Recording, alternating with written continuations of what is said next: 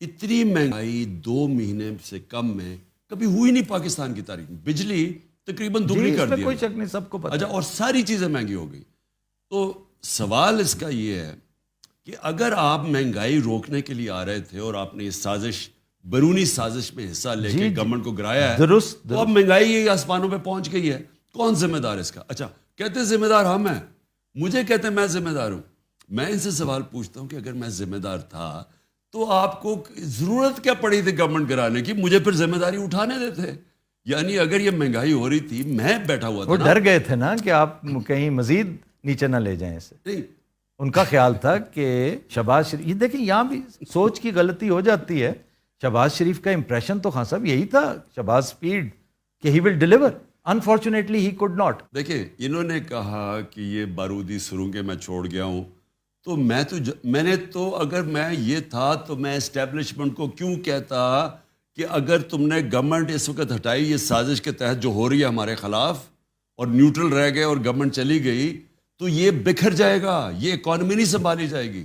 تو میں اسے کیوں بتا رہا تھا؟ اگر مجھے اس لیے کہ مجھے ملک کا فکر تھی, نہیں تو مجھے کہنا چاہیے تھا کہ ٹھیک ہے آنے دو ان کو. ایک تو میں یہ کہنا چاہتا ہوں کہ یہ مجھے پتا تھا کہ بڑی مشکلوں سے ہم سنبھال رہے ہیں, اور مجھے پتا تھا ان سے نہیں سنبھلنی, کیونکہ شہباز شریف کی جو ساری ڈیولپمنٹ ہوئی ہے نا, وہ صرف اشتہاروں میں ہوتی ہے. اشتہار اٹھاتے تھے تو ادھر ایک طرف نواز کی تصویر, ایک طرف شہباز کی. 50 ارب روپے کے اشتہار دے دیے کہ یہ کر دیے, وہ کر دیے, وہ کر دیے.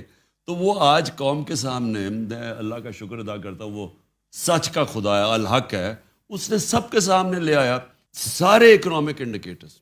آج پاکستان کی موڈیز نے ہمیں ڈاؤن گریڈ کر دیا نیگیٹو پہ.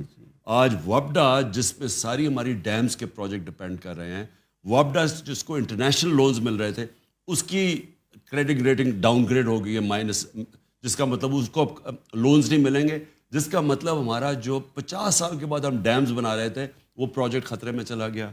آج جو ہماری انفلیشن ہے, جو مہنگائی ہے, وہ جب لیٹسٹ فگر آئی ہیں یہ تقریباً 30% پہ پہنچ گئی ہے. اور 30% کا مطلب کہ تقریباً لوگوں کی سب چیزیں دگنی ہونے والی ہیں.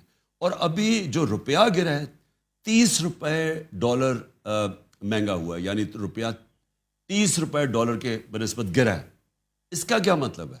اس کا مطلب ہے کہ ابھی مزید اور طوفان آنے والا ہے مہنگائی کا, کیونکہ جیسے جیسے یہ اس کا افیکٹ جائے گا ڈیویلیویشن کا, تو ساری چیزیں جو ہم باہر سے لیتے ہیں وہ اور مہنگی ہو جائیں گی.